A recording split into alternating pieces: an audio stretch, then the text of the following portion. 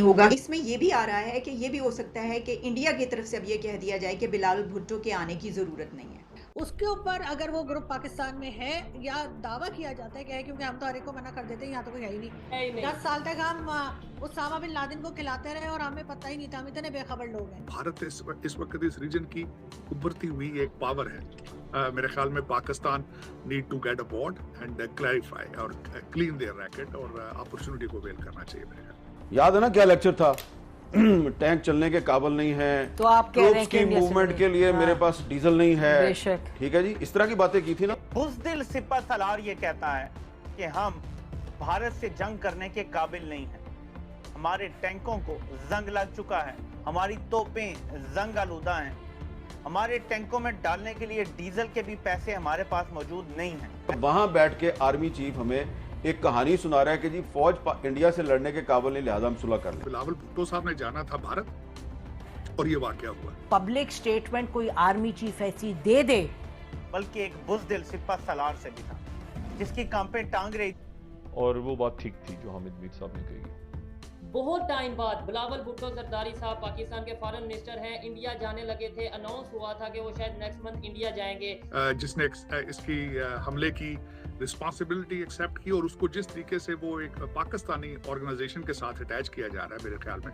सिर्फ दुआ कर सकता हूँ इसलिए कि जनरल कमर जावेद बाजवा जो है, बोले ये जा रहा है कि एक दफा फिर आपको भारत में और पाकिस्तान में टेंशन बढ़ती हुई नजर आएगी। मोदी जी इसका जवाब जरूर देंगे, भारतीय सेना इसका जवाब जरूर देगी। उन्होंने इंडिया के साथ line of control line of- cease fire किया cease था। उस सीज फायर के फौरन बाद मोदी ने पाकिस्तान का दौरा करना था। इसमें ये भी आ रहा है कि ये भी हो सकता है कि इंडिया की तरफ से अब ये कह दिया जाए कि बिलावल भुट्टो के आने। नमस्कार दोस्तों, जय Hind. Now Hindustan speaks channel में आपका स्वागत है। आज हम आपको बताने वाले हैं जम्मू कश्मीर के पूंछ डिस्ट्रिक्ट में पाकिस्तानी आतंकवादी ने हमला करके हमारे देश के 5 जवान शहीद हो गए हैं। ये जो अटैक हुआ है पाकिस्तान के आतंकवादी किए हैं, क्योंकि जम्मू कश्मीर में G20 का समिट होने वाला था। इसको विफल करने के लिए पाकिस्तानी आतंकवादी वहां पर जाके हमला किए हैं, लेकिन भारत के सरकार ने आर्मी ऑपरेशन चला दिए हैं जम्मू कश्मीर के पूंछ डिस्ट्रिक्ट में, जो कि जल्द से जल्द वो उस आतंकवादी को ढूंढ के खत्म। इस टेररिस्ट अटैक का कनेक्शन पाकिस्तान से जुड़ा जा रहा है, क्योंकि पाकिस्तान के कब्जे वाले कश्मीर में छुपे हुए थे और पूंछ में जब आतंकवादी और सेना के बीच में मुठभेड़ हो रहा था, उस टाइम पे बहुत ज़ोर से बारिश हो रहा था। बारिश के कारण इंडियन आर्मी के ऊपर हमला कर दिया। इसके ऊपर आपका क्या राय है, कमेंट सेक्शन में जरूर बताएं। नाम शाम आए थे, तेरा बड़ी मुश्किल, तो उन्होंने कहा कि सीरियस क्यों नहीं है, यानी नाम क्यों बार बार ऊपर आते हैं जिनको मुतालिक जो पूरी दुनिया ये कहती है कि ये दहशतगर्द हैं, तो सीरियस क्यों नहीं है इसके मुतालिक पाकिस्तान? मेरे ख्याल में अब टाइम आ चुका है। पाकिस्तान सीरियस था, लेकिन पिछले अरसे में आपने देखा पाकिस्तान ह्यूज मूवमेंट चलाई, उन्होंने रद्दुल फसाद चलाई थी टेररिज्म के हवाले से। मेरे ख्याल में अब लेकिन इस हवाले से जो आप जिसकी तरफ इनका इशारा है, मेरे ख्याल में वो भी टाइम आ चुका है कि Pakistan have to take some concrete steps और decisions to not only make sure कि भारत सेटिस्फाई हो, बल्कि पूरी दुनिया इस वक्त देख रही है तरक्की पॉसिबल नहीं है। जहां मैं इसकी मिसाल देता हूं कि आप इस हमले के हवाले से बात कर रहे हैं, पाकिस्तान के अंदर 262 हमले हुए हैं एक साल के अंदर। जिस मुल्क के अंदर 262 हमले एक साल के अंदर दहशतगर्दी को, वहां तरक्की नहीं हो सकती। मैं सिर्फ दुआ कर सकता हूँ इसलिए कि जनरल कमर जावेद बाजवा जो है, उसने कश्मीर पे जो सौदा किया उसकी अभी तक डिटेल जो है वो कौम के सामने नहीं आई। मैंने क्या लफ्ज़ इस्तेमाल किया? सौदा। ये जो उन्होंने इंडिया के साथ line of control cease fire किया था, उस सीज फायर के फौरन बाद मोदी ने पाकिस्तान का दौरा करना था। ठीक है। और जब फॉरेन ऑफिस को ये पता चला, वजीर खारजा शाह महमूद कुरैशी को पता चला कि मोदी पाकिस्तान आ रहा है, मुझे तो पता ही नहीं है, तो भागे भागे इमरान खान के पास गए, उनसे पूछा कि आपको पता है? उन्होंने कहा मुझे वो बताया था, बाजवा साहब और फैज साहब आए थे, कोई बातचीत उनकी चल रही है अजीत डोवल के साथ, लेकिन वो आ रहा है ये मुझे नहीं पता। तो उसके बाद इमरान खान ने फैज साहब को कहा कि भाई आप फॉरेन ऑफिस को तो ऑन बोर्ड लें। तो उसके बाद फॉरेन ऑफिस जो है उसमें बाजवा साहब आ गए अपना पूरा लॉ लश्कर लेके, उनको लेक्चर दिया कि ये वही लेक्चर था जो उन्होंने एक दफ़ा आपके और मेरे सामने भी दिया था। याद है ना क्या लेक्चर था? टैंक चलने के काबिल नहीं है, तो आप कह रहे हैं की मूवमेंट के लिए मेरे पास डीजल नहीं है।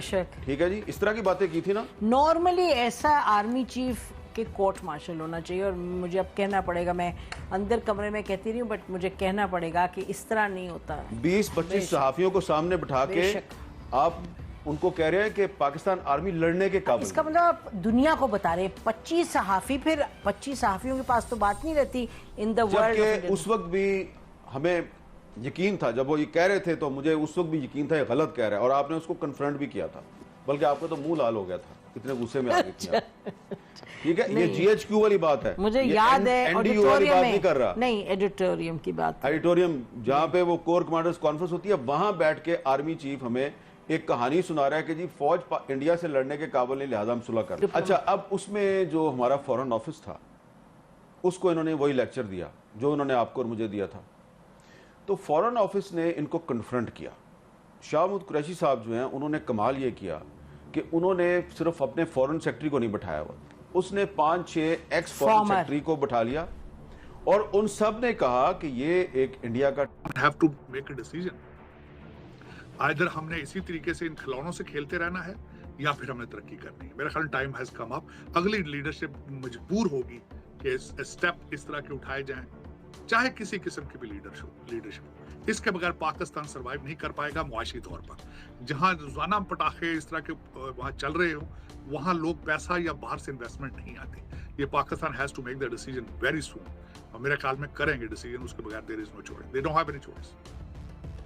शुभम जो है वो ये पूछ रही हैं कि यानी पाकिस्तान जो हाइब्रिड रिजीम की बात कर रहे हैं, जो कि यहाँ पर भी की जाती है, हम भी बहुत ज्यादा उसकी बात करते हैं। उन्होंने कहा कि क्यों है ऐसा, और कोई एक साइड क्यों नहीं ले लेते। अब कोई एक साइड की बात लेने की जाएगी तो इसका मतलब है कि ये लोग, आप लोग क्या ये चाहते हैं कि हमेशा यहाँ पे मार्शल ही लगा रहे? तो वो कह रहे हैं कि क्यों का ये कहना है कि दिस इज नॉट वर्किंग, कि भाई देख लेना मतलब क्या हो रहा है, आप समझ ही रहे हैं कि उन्होंने क्या पूछा है। देखिए, उसमें आलिया अगर देखी जाए तो according to the political science, जिन ममालिक के अंदर तालीम की कमी होती है, जहां पे लोगों को बरादरी बेस्ड ज्यादा होता है, जिस तरह के पाकिस्तान के अंदर, वहां सिंसियर डिक्टेटरशिप उनके लिए बेहतर होती है। वो भी ठीक कह रही है अगर सोचा जाए। और मैं समझता हूँ कि पाकिस्तान का बार बार डीरेल होने की भी वजह यही है। एक तो सियासतदानों का सीरियस ना होना, ऐसे जोक हैं जो 1947 से शुरू हो चुके थे, जिस तरीके से कॉन्स्टिट्यूशन को बार बार सस्पेंड किया जाता रहा। पहला कॉन्स्टिट्यूशन ही 1973 में जाके बना, और फिर उसके बाद अनफॉर्चुनेटली अगर देखा जाए सोसाइटी को, अगर आप देखते हैं तो सबसे ज्यादा डेवलपिंग कंट्रीज के अंदर स्ट्रॉन्ग जो ऑर्गेनाइजेशन होती है वो आर्मी होती है। यूनिफॉर्म में होते हैं, असला होता है, उनकी ट्रेनिंग होती है, कमांड होती है, एक उन्हीं का हक बनता है रूल करना डेवलपिंग कंट्रीज के अंदर जहां लोग जाहिल हो। तो उसमें आप देख रहे हैं कि पाकिस्तान के अंदर बार बार मार्शल लगते रहे और फिर जजेस उनको जस्टिफाई करते रहे, नजरिया जरूरत नहीं। साजिद साहब थोड़ा सा डिसएग्री करूंगी सर। जो इंडिया है वो भी आहिस्ता आहिस्ता ही डेवलप हुआ, यानी ऐसा तो नहीं है कि इंडिया शुरू से ही बहुत वो था। बांग्लादेश को आप देख लीजिए, यानी जहां पर जमहूरियतें हैं इस रीजन में, तो सर हक तो हम नहीं कह सकते ना कि अब अगर डिक्टेटर्स का ही हक है आने का, तो फिर तो मतलब वो छोड़ ही दें सब कुछ। तो सर इस तरह तो जी मुझे बड़े एतराज है। मैं ये कह रहा हूं, हक नहीं है, अपॉर्चुनिटी होती है।